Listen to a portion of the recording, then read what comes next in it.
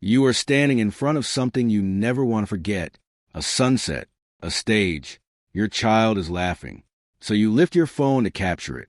But the real answer is far stranger than the reason you think you raise that camera. You believe you are saving the moment. You are doing the opposite. The act of reaching for your phone begins to erase the very memory you were trying to keep. And more carefully you photograph your life, the less of it you will actually remember. There's a name for this. Scientists have watched it happen in a museum, in a lab, and in the palm of your hand. And by the end of this, you will understand why the moments you most wanted to hold on to are the ones you have already lost. So let me ask you something simple. When was the last time you truly remembered a day, and not just the photos of it? Think about it. When you recall a birthday, a trip, a wedding, what actually comes up? Often it is not the smell of the room or the sound of the voices. It is the picture, the framed, filtered, familiar picture you have seen 100 times. That is the first clue that something strange is happening inside your head. In 2014, a psychologist named Linda Henkel took people on a guided tour of an art museum. Some objects she asked them to simply observe. Others, she asked them to photograph. The next day, she tested what they remembered.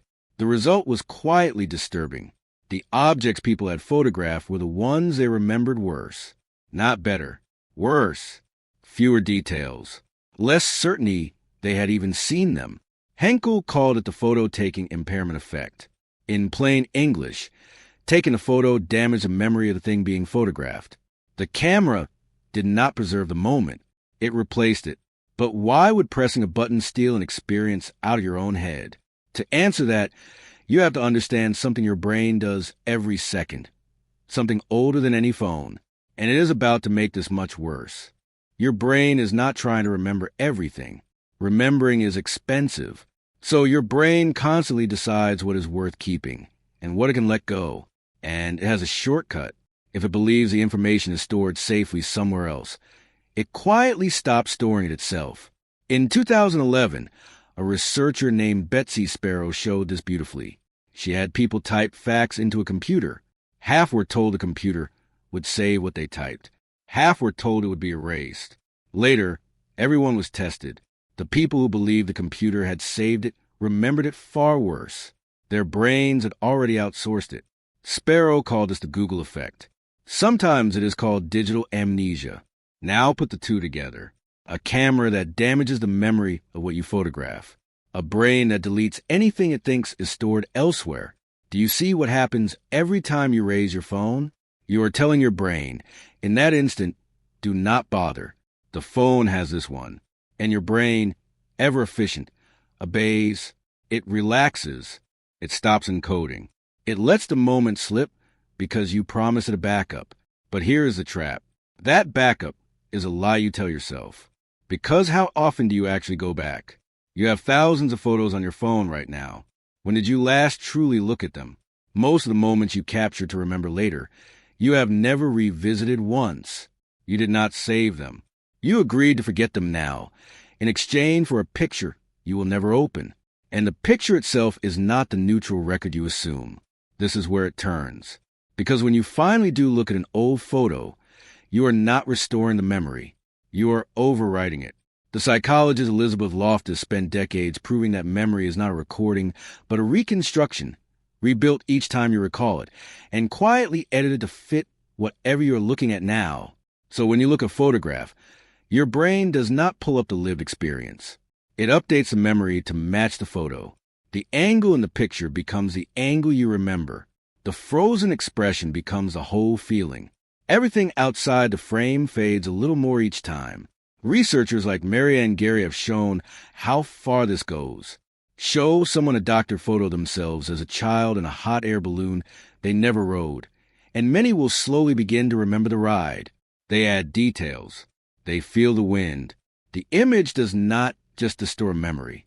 It can manufacture one that never happened. So think about what your camera roll really is. Not a record of your life. A set of instructions, quietly rewriting your life into flat, framed, filtered moments. The sunset you photographed is gone. What you have now is the photo of the sunset. And slowly, that is all it will ever have been. And the technology keeps pushing you deeper. Your phone no longer even shows you what the camera truly saw.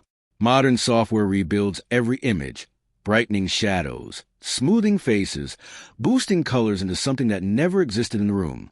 The picture is already a beautiful fiction before you lower your arm. So you are remembering an edited memory of an edited photo of a moment you were barely present for. 3 layers between you and your own life. And each layer feels more vivid, more perfect than the messy truth it replaced. Which leaves one question you might not want to sit with. If the most photographed generation in history is also quietly forgetting the most, then what are all these images actually for? Here's what the science gently offers. The answer is not to throw away your camera, because Henkel found something else in that museum. When people zoomed in on a detail before photographing it, when they actually engaged with what they saw, the impairment shrank. The memory came back. The damage was never really about the camera. It was about attention. The photo only hurt memory when it replaced attention instead of following it. So the moment does not have to vanish, but you have to be there for it first. Look, actually look. Feel the light on your face. Notice the one detail no lens would ever catch. And then, if you want, raise the phone. In that order. The photo becomes companion to the memory instead of its replacement, because a photograph can only save the surface. The light, the shape, the frozen face. It cannot say what it felt like to be alive in that second, watching something you did not want to end.